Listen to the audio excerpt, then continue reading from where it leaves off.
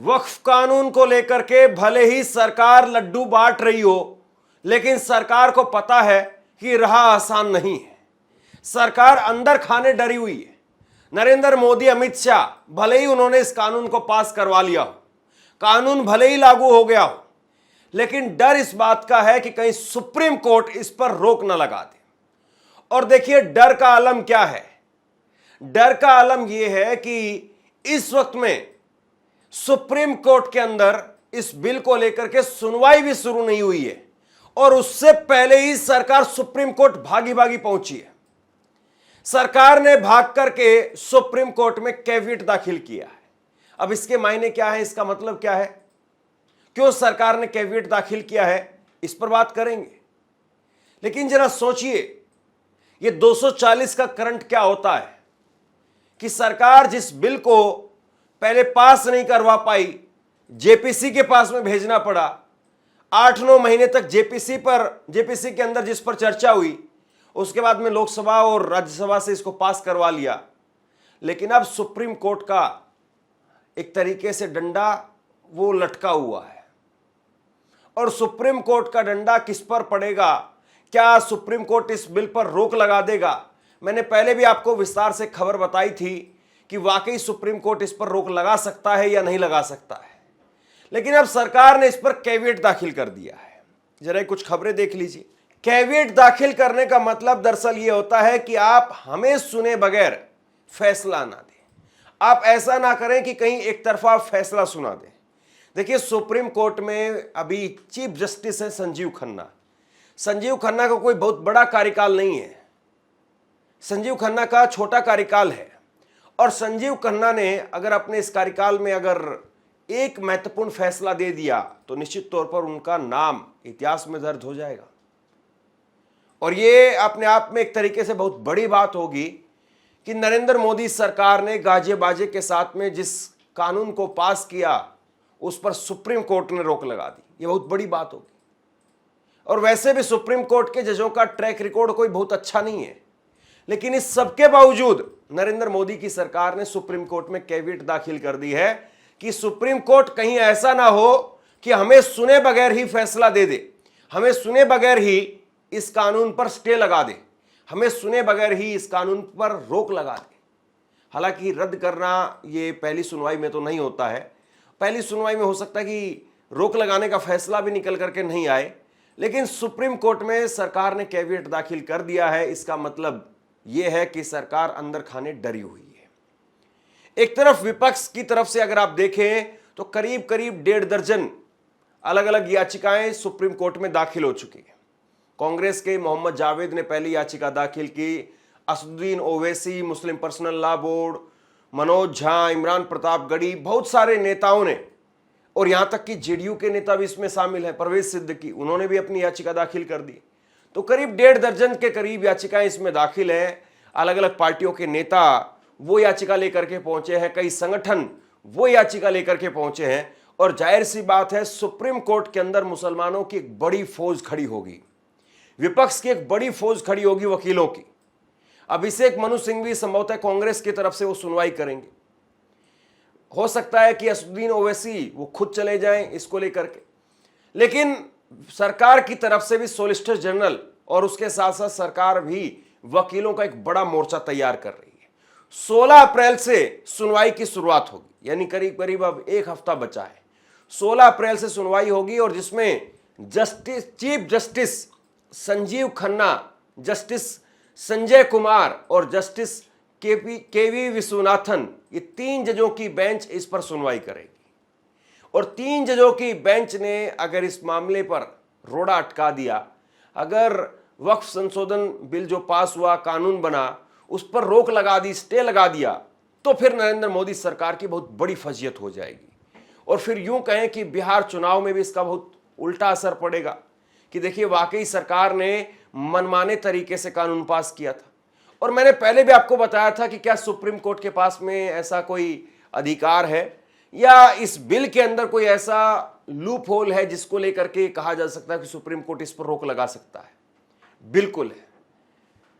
ये जो अलग अलग याचिकाएं दाखिल हुई हैं विपक्ष की तरफ से, इसमें एक कॉमन आधार है, हालांकि और कई सारे संविधान के अनुच्छेद का उल्लंघन इसमें जिक्र किया गया है कि ये कानून जो नरेंद्र मोदी सरकार ने बनाया है ये सुप्रीम कोर्ट के अनुच्छेद का उल्लंघन करता है, सुप्रीम कोर्ट के जो गाइडलाइन है उनका उल्लंघन करता है, मौलिक अधिकारों का उल्लंघन करता है। और सबसे बड़ा आर्टिकल 25 जो कि फ्रीडम ऑफ रिलीजन देता है, उस पर ये एक तरीके से मोदी सरकार का नया कानून वो न केवल उसका उल्लंघन करता है बल्कि सीधे तौर पर उस पर एक कुठाराघात भी ये कानून करता है। तो ऐसे में सुप्रीम कोर्ट बहुत हद तक संभव है कि इस पर कोई तीखा फैसला, ऐसा फैसला जो नरेंद्र मोदी सरकार को पसंद ना हो, ऐसा फैसला हो सकता है कि दे दे। संजीव खन्ना का अगर पारिवारिक आप इतिहास देखें तो संजीव खन्ना के परिवार में एक ऐसे जज हुए हैं जो रिश्ते में इनके चाचा लगते थे और एक वक्त में इंदिरा गांधी की सरकार जो अपने आप में बहुत मजबूत सरकार मानी जाती थी उनके खिलाफ खड़े हो गए थे। तो क्या वाकई इतिहास अपने आप को दोहराने जा रहा है?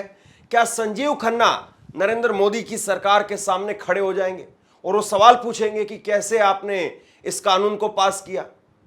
क्योंकि ये कानून भले ही पास हुआ हो, ये कानून भले ही जो है वो बिल पास हुआ और उसके बाद कानून बना हो, लेकिन सच्चाई ये है कि जिस तरीके से जिरह की गई, जिस तरीके से विपक्ष ने अपनी दलीलें रखी, नरेंद्र मोदी की सरकार साफ तौर पर इस पर फंसती हुई, गिरती हुई नजर आई थी। और बहुत सारे वाजिब सवाल हैं कि आप कैसे 5 साल का प्रैक्टिस मुसलमान आप ढूंढेंगे, किस प्रकार से तय होगा कि कोई मुसलमान 5 साल से वाकई इस्लाम को फॉलो कर रहा है या नहीं कर रहा है, वो 5 वक्त की नमाज पढ़ रहा है या नहीं पढ़ रहा है। बहुत सारे इसमें नए कानून के अंदर ऐसे बवाल खड़े कर दिए गए हैं और अब सरकार 6 महीने के अंदर अंदर देश भर में जितनी भी वक्फ की प्रॉपर्टी है उनका दोबारा से एक बार ब्यौरा इकट्ठा करेगी, जबकि पहले से डिजिटल एक तरीके से इनका रिकॉर्ड आ चुका है और ये सरकार का जवाब है। तो फिर ये क्यों किया जा रहा है?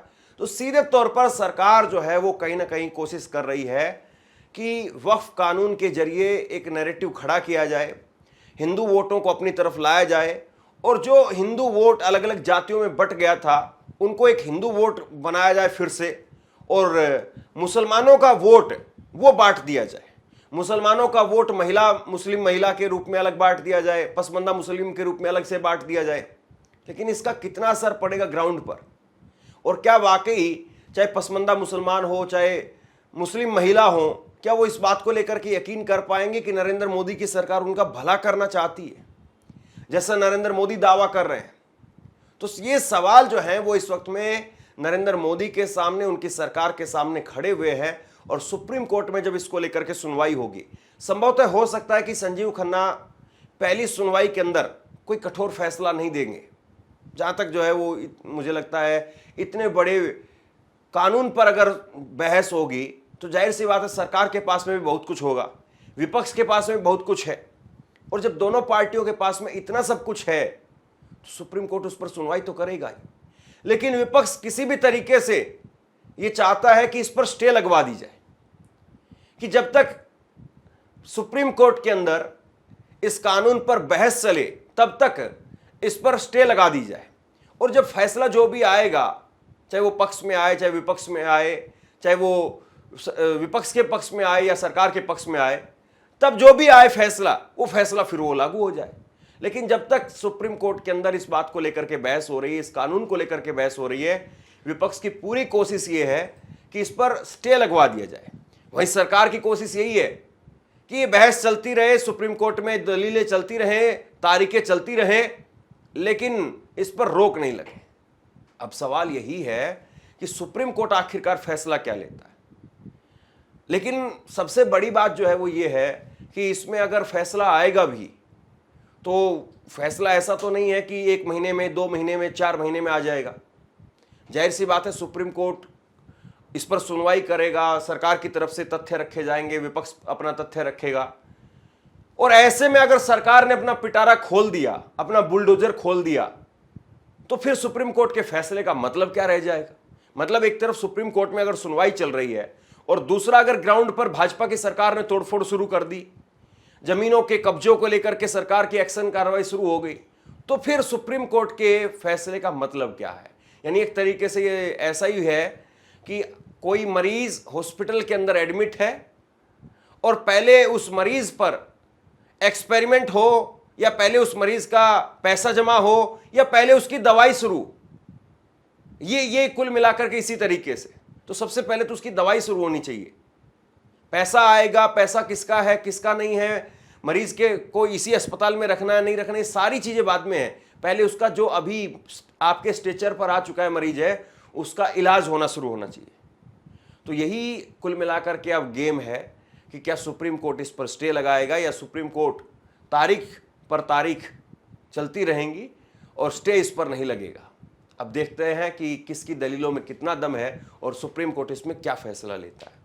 आप क्या सोचते हैं नीचे कमेंट बॉक्स में लिख करके जरूर बताइए। इस वीडियो को शेयर कीजिए और इसी तरह की तमाम खबरों के लिए ऑनलाइन न्यूज़ इंडिया को सब्सक्राइब कीजिए। बहुत बहुत धन्यवाद।